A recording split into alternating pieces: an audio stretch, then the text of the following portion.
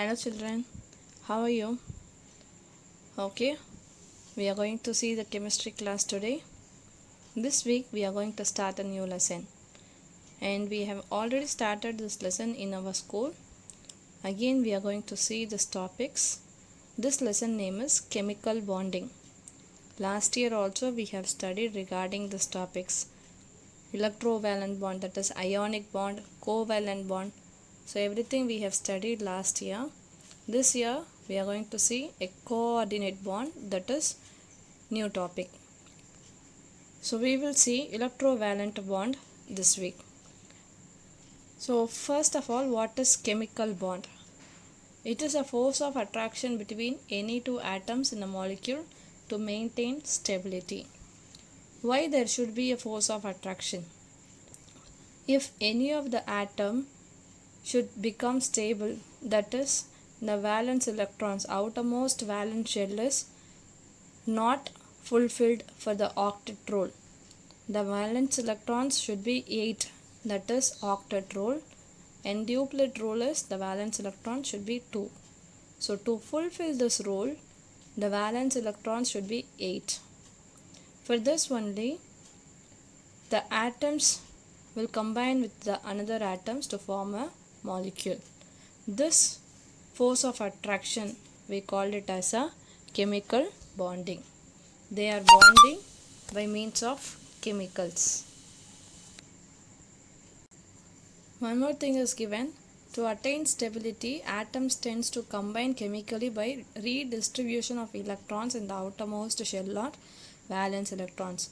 What it means? Redistribution of electrons.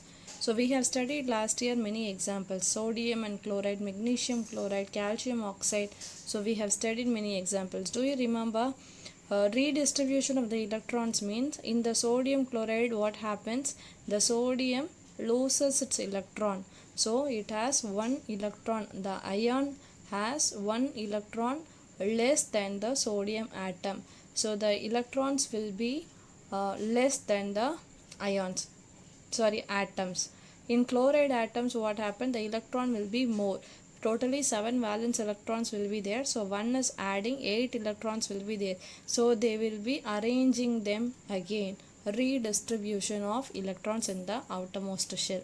So duplet rule is the outermost valence electron should be 2, and the octet rule is the outermost valence electron should be 8 in order to attain a stable electronic configuration. So there are 3 types of bonds, 3 types of bondings. One is transfer of electrons, that is electrovalent or ionic bond. Next one is covalent bond or molecular bond. Next one is coordinate bond or dative bond, DATIVE, dative bond. So electrovalent is nothing but transfer of electrons. Only the electron transfer takes place. Either it may be loose or gain. Only the transfer of electrons takes place between two atoms. Sharing of electrons is covalent. Sharing means it is nothing but it will share the pairs of electrons, maybe 1 pair or 2 pair or 3 pair. Sharing is the covalent bond. Next one is coordinate bond. Coordinate bond is nothing but sharing electrons takes place. No, this shared pair of electrons will contribute the combining atoms. We will see this coordinate bond in detail in the upcoming weeks. So this week we are going to see only the electrovalent bonds. Next one is bond formation. It may be transferred or shared. Transferred means ionic bond. This electron will go to the next atom. Sharing means they will share the same pair of electrons. That is covalent bonds. So next one is electrovalent bond, or else we call it as a ionic bond. Why we call it as ionic bonds? Simple. Because when an atom loses its electron, what happens? It becomes ions. So in the electrovalent bond, the atom may lose or gain the electrons. So there exists a ion. So bonding between two ions is called as a ionic bond. Here in electrovalent bond, transfer of electrons from one atom to another atom will take place. Why? to attain the stable electronic configuration. Stable electronic configuration of which? What? The nearest inert gas. The last column, the last row of the periodic table is inert gases, group 18. To attain that electronic configuration, the element will lose its electron or gain its electrons. So the bonds formed between metals and non-metals is always electrovalent bond. Because metals have the valency 1, 2, 3 and non-metals will have the valency 5, 6, 7. So they are in need of 1 electron, 2 electron and 3 electrons. So these metals will lose and non-metals will gain that electrons. Next one is ions. What is ion? Cation, anion. Ions is nothing but loss or gain of the electrons. When an atom loses its electron, it becomes ions. Next one is what is cation? Cation is nothing, it is metallic atom. So when a metallic atom loses its electron, it becomes positively charged ion. Why the cation is positively charged? Because more number of protons will be there. Electrons will be losing. Metallic atom will lose its electron. So electron will be in lesser amount than the protons. So positive charge will be there. Electropositive element. Element means metallic element. So all the elements we know, that element when loses its electron, it becomes electropositive element. For example, group 1. Group 1 is the most electropositive element because they are metallic in nature. Anions. Anions are non-metallic atom. Non-metallic atom when gains the electron, it becomes anion. Why it is negatively charged? Because it will have more number of electrons than the protons. So negatively charged. Electronegative element. Elements which have non-metallic character and which are gain electrons are called as a electronegative element. Group 17 element is the most electronegative element. Next is electrovalent compounds and electrovalency. The chemical compounds formed as a result of transfer of electrons from one atom to another atom is called as a electrovalent compounds. Simple. What is electrovalent compound means? The compound formed as a result of the transfer of electrons. That is electrovalent compounds, or else we call it as a ionic compounds. What is electrovalency? How many number of electrons are needed to fulfill the stable electronic configuration? That valency we call it as a electrovalency. To form a electrovalent bond, how many valence electrons are needed? That is electrovalency. So next one is conditions. What are the conditions for a formation of ionic bond? There are three conditions: low ionization potential, high electron affinity, large electronegativity difference. Last week we have studied all these things: low ionization potential, electron affinity, electronegativity. We have studied. What is ionization potential?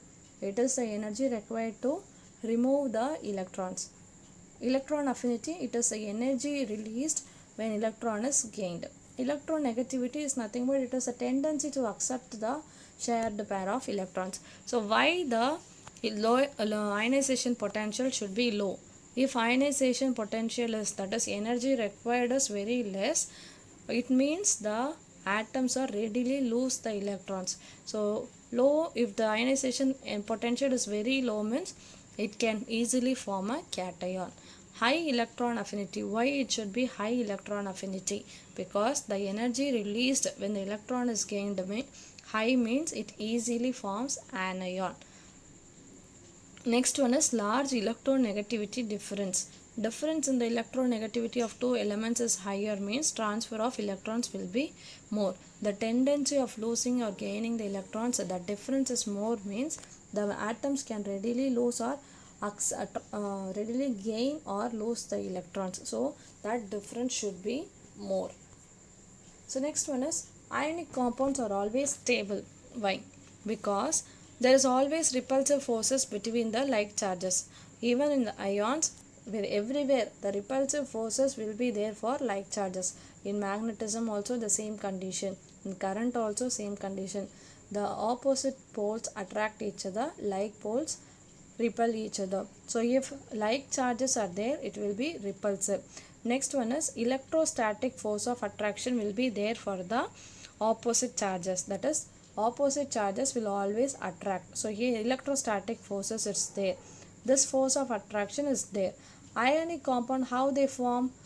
They form between the metals and non-metals, losing and gaining electrons. So it loses, it becomes positive ion, it gains, one atom gains electron and becomes negative ions. So this positive and this negative will attract, the electrostatic force will be there that attracts each other and becomes a stable compound and form a stable compound. So ionic compounds are always stable. For example, cesium fluoride is the most ionic compound. Cesium is the first group element and the fluorine is the 17th group element. So it is most ionic compound. Examples of ionic compounds are sodium chloride, magnesium chloride, calcium oxide, potassium bromide, calcium fluoride. So next one, sodium chloride. We are going to see the structure of the sodium chloride. Last year we have studied all these things, structure of sodium chloride, magnesium chloride, calcium oxide. This year also we are going to see the same. Sodium chloride. In terms of sodium atom and chloride atom, what is the differences? Electronic configuration of sodium atom is 2, 8, 1. Chloride is 2, 8, 7. The nearest noble gas for sodium is neon and chloride is argon. Tendency to lose the electrons, which one? Sodium will lose the electron, chloride will gain the electron. Sodium ion and cation. Electronic configuration, sodium atom will lose 1 electron, so sodium ion will have 2, 8 electrons. Chloride atom will gain the electron, so it will have 2, 8, 8. What is the charge? So here positively charged because protons are more. Chlorine atom negatively charged because more number of electrons will be there. Net positive charges +1 for sodium and chloride is -1. Next one, ionic bond, how they forms. So this extra electron in the outermost shell will go to the chlorine atom and becomes chloride. Sodium is cation, chloride is anion, negative ion. So here in ionic compounds only the electrons are transferred but not shared. Next one is comparison of properties of the atom and ion. This atom, even if it is a sodium atom, it will not show the properties of sodium ion. The properties of atom and ion will always vary. For example, color. Sodium atom is silvery white and the sodium cation is colorless. Toxicity. Poisonous and non-poisonous. Chemical action, very active, inactive. Valence shell. So sodium atom, outermost shell incomplete, sodium cation, complete outermost shell. Electrical status, before it loses its electron, it is neutral. After losing electron, it becomes positively charged. Existence, it may exist in a combined state. Cation exists in an independent state. Same for the chlorine atom also. The differences in the color, it is yellowish green and it is colorless. Poisonous, non-poisonous. Order is suffocating order for chlorine atom, chloride is orderless. Like this the differences will be there for atom and the ion. Next one is magnesium chloride. Magnesium chloride, the electronic configuration is 282 and chloride is 287. So if magnesium chloride is combined, what happens means 2 valence electrons will be there. So this magnesium will combine with the 2 chlorine atoms to form an ionic bonds. So 2, 8, 2 is there, no? MgCl2 will be the formula. That Cl2 mentions, Cl2 means it will combine with 2 magnesium atoms. That is 2, MgCl2. In sodium chloride, 1 electron is needed, so that sodium will combine with only 1 chlorine. Here magnesium needs 2 electrons, it will lose 2 electrons. So what happened? It will combine with 2 chlorine atoms to fulfill their electronic configuration, stable configuration. So what happens? It will combine with 2 electrons. So for an example, if it has 3 electrons, 2 comma 8 comma 3, if it has means it will combine with 3 electrons, so MgCl3, like this the valence electrons will combine. The nearest noble gas is neon argon. Magnesium ion 2 comma 8 2 comma 8 comma 8, charge is positive and charges is negative. This is a simple example. So last year we have studied this sodium chloride and magnesium chloride, so I am not explaining in detail, but I request you to make a self-evaluation in this. You have to write in a A4 sheet and submit the electronic configuration of calcium oxide, magnesium chloride, and also write the nearest inert gases and details about its bond formation. So dot structure, I have not said anything about it, but I want the dot structure for the NaCl, sodium chloride, magnesium chloride and calcium oxide. You search through the internet or else your last year book and submit the assignment. You have to submit within 2 days. This is your homework for this week. Only electrovalent bond, ionic bonds we have studied. Next week we will see covalent bond and coordinate bond. Electrovalent bond is very simple. It is nothing but bonding between metals and non-metals. When the electron transfer takes place, there exists an ionic bond. When the atom loses its electrons or gains its electron, the bonding takes place. That bonding is electrovalent or ionic bond. The valency, how many electrons are needed to complete the duplet rule or octet rule, that valency we called it as a electrovalency, because this valency is required to form a electrovalent bond. So that is electrovalency. So simple, this week we have studied only the electrovalent bond. Last year topics we will see a coordinate bond and covalent bond next week. Thank you children.